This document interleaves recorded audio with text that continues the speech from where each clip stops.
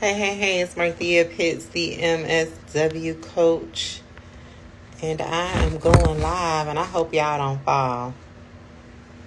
Let me put a comment down at the bottom. But we're going to talk about today 3 ways that fear shows up in your job search. And because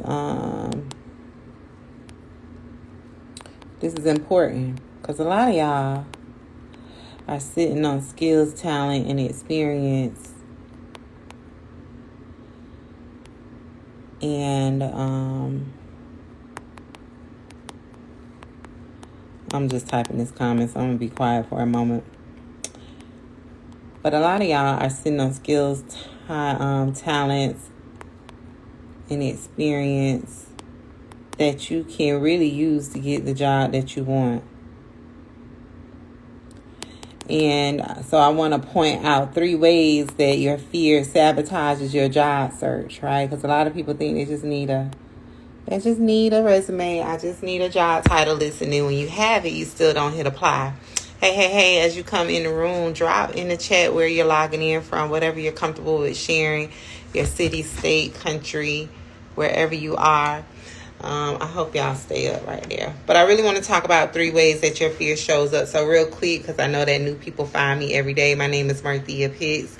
I help people get good quality, good paying jobs. Really specifically purpose-driven jobs. But I really work with any profession.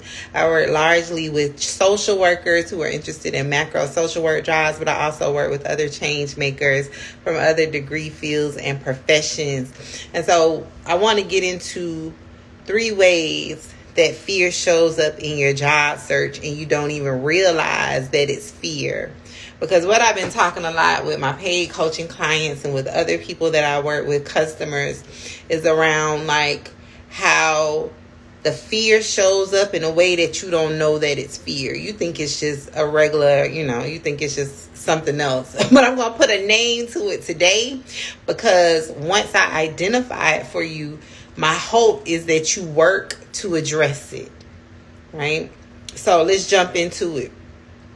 The first way that your fear shows up in your job search is that when you sit down to do your job search, so let's say like my recommendation is to spend 1 hour a day on career development. And so in that career development is included with some other things, job searching. So my recommendation is always that you spend your highest energy point in the day dedicated to your job search. Because a lot of people try to do it after they work the 8-hour shift, or they've been up all night working their 3rd job, and then once their energy is gone, and it leads to them like having no energy to put in their job search. So keeping that in mind. But when it's time to sit down to your job search, you easily get distracted and go off to do other things. So the example that I always give is like when it's time to sit down and start hitting apply to some jobs, you start thinking about, oh, I need to go wash dishes. Oh, I need to take out the trash. Oh, I need to call such and such. Or maybe it's like, I need to start planning my vacation for 2 years from now, right? Whatever the thing is, you start easily getting distracted. That is your fear showing up, right? And if you are unaware of what it is, it will sabotage your career. And so what happens is, if the goal is I'm going to apply to 1 job a day for the next 7 days, and then you get to the end of the 7 days and you haven't applied to any, because every time it was time for you to sit down for your 1 hour career development, you conveniently found something else to do. That was your fear showing up. You think it was just coincidental, or oh yeah, I really needed to do the thing. The other thing that you said you needed to do, you could have waited, especially if you had already designated that hour for career development. But what I found in working with hundreds and hundreds of people for the last several years is that's a sign of fear. That's a sign that you are afraid of whatever your thing is, right? So I'll give some examples. You're afraid of failure. You're afraid of rejection. You're afraid of taking on larger roles and responsibilities, whatever it is. And that was your nervous system way of like trying to keep you safe. So it distracted you, and it made you retract to what was comfortable. And then you look up, the hour has passed and you've done nothing. Right? So the first sign is that you divert your attention during your job search time. The second sign the second way that fear shows up in your job search is that you don't apply to jobs with large sounding job titles or salaries. That's a real reality for a lot of people. I've heard that from quite a few people where they're like, I just read the job title and I look at the salary and I'm like, ooh, I can't do that. And it's like, how did you make that determination? Did you click it open and read the requirements? And people are like, no, I just read the job title or I looked at the salary, right? And so they can come to that conclusion by just the grandness of what they feel is the side title.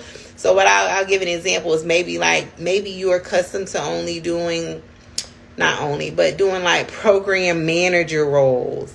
And now you're looking at program director jobs, or you see a program director job. You're like, oh no, that's too big. That's title is too large. Or maybe it's something like operations director. And you're like, oh no, I can't do that. Or maybe you look at the salary and the salary is considerably higher than what you were used to earning like in your history of work life. And you're like, oh no, I'm used to making $60,000, and that job has on their job post that it pays $150,000, and you don't even click it open and you click off, right? That is a sign of your fear showing up in your job search. Autumn, you described me to a T. Ooh, Autumn, you ain't by yourself though. I'm glad that you admit it. That's why I'm here. I'm on my microphone today to call it out so you know what it is, because a lot of people don't know what it is. So I'm glad that you admitted it, and I hope that you change after this conversation. So that's the second sign. You don't apply to jobs with large sounding job titles and salaries. That is your fear, right? The third way that fear shows up is that you know people that can help you get better jobs, but you don't leverage those networks, right? And so the reason, and I'm giving a few examples. I know that social capital access is a very real thing. I consider myself not having a lot of social capital until I realized that the people that I work with every day, the people that I see, my colleagues, the other case managers, be it in my organization when I was a case manager, and the case managers at another organization that we work with, those are my network, right? And so what I started to do was strategically start telling the people what I wanted to do in my career and what type of job I wanted, right? And so what happened was it started to build awareness. So when people did learn of opportunities, maybe like in passing, or they met a person and knew a person, their first thing was, oh, Marthea is interested in doing blah, blah, blah. I will tell her about it, right? So I share that to say, like, you do have a network. You do have a network. Peach said, that's so smart. I love it, Peach. You have a network, and it's the people that's around you. But how your fear was, now that I give you that strategy, right? How your fear will stop you from telling the people what you're interested in, you won't even go tell the people. The people you talk to every day, that you laugh and giggle with, that you stand in the break room and eat donuts and bagels with, you still won't tell them, because you are so used to people coming to you for stuff.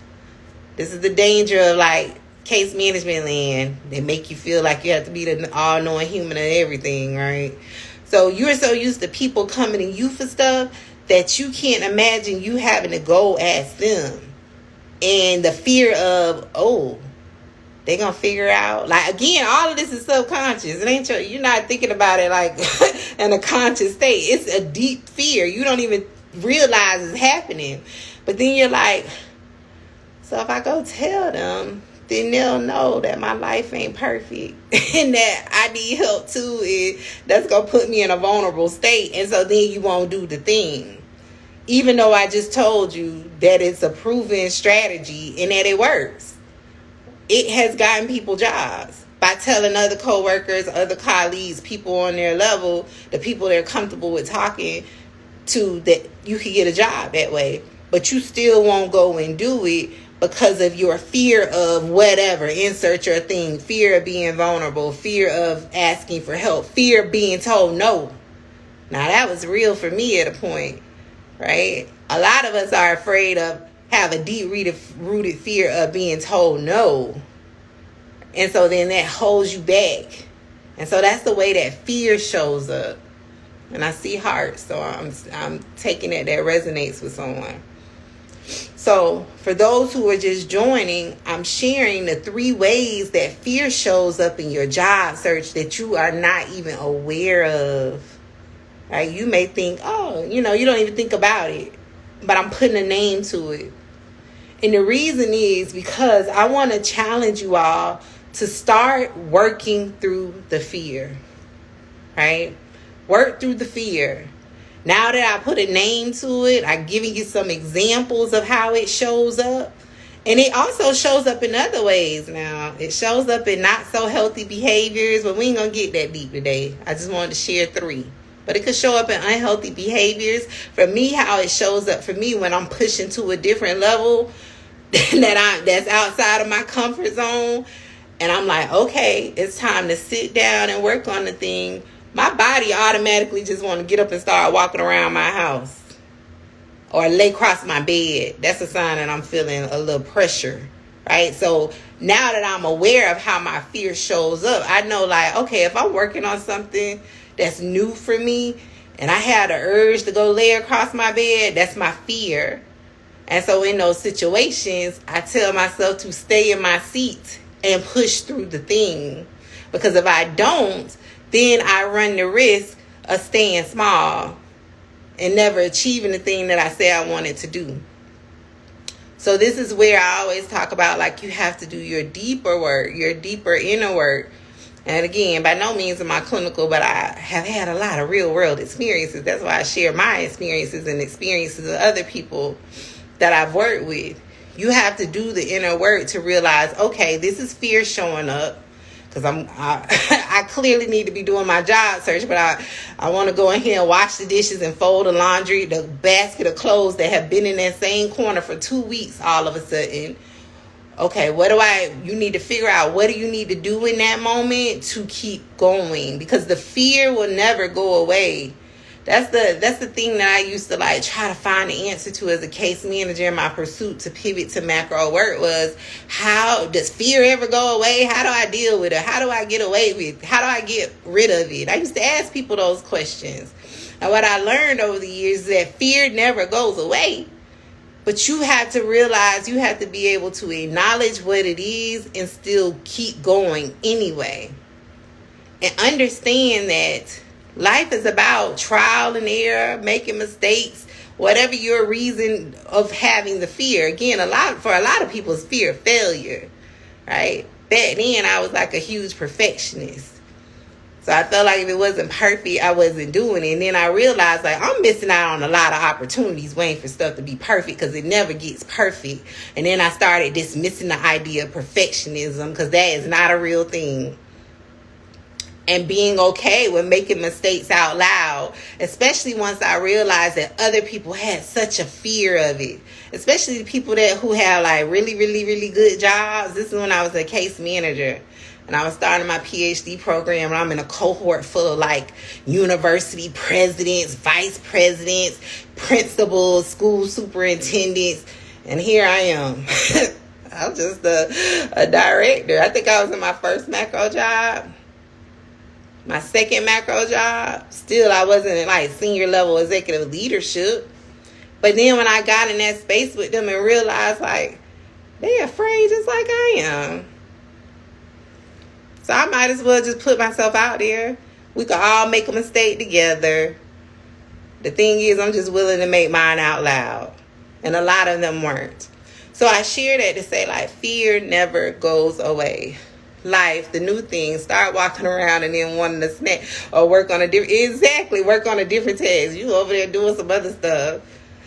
Conquer fear, false evidence appearing real. Exactly, I love that. So be aware of how your fear is sabotaging your job search. Because job searching is a numbers game.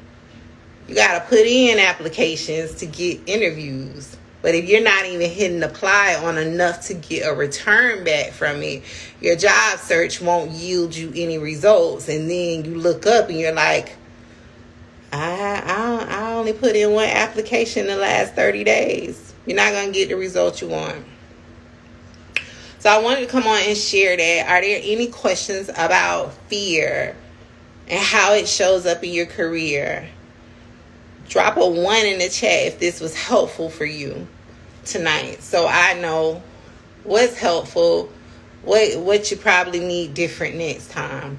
But I really wanted to come on and talk about the fear piece because it's very real for a lot of people. So you're not the only one. Fear, everyone has it. It never goes away. I don't care what their job title is. The person that you hold at the highest level, like you look at as like goals for their career, they have fear. They have it. They just know how to work in spite of the fear. Okay, Autumn gave me a 1. I love it, Autumn. So, keep that in mind. Carry that in your front pocket. Be fully aware of your fear and how it is possibly sabotaging you in your job search, in your career development. Also, later this month, cohort 15 is registering for the Micro to Macro Career Accelerator. If you want to join or learn more about the program, click the link in the bio and schedule a session with me to get to know you chat. It's free to learn more about so I can learn what your needs are and to see if we're a good fit for the program. But other than that, y'all have a good night. Happy macro career planning. Bye.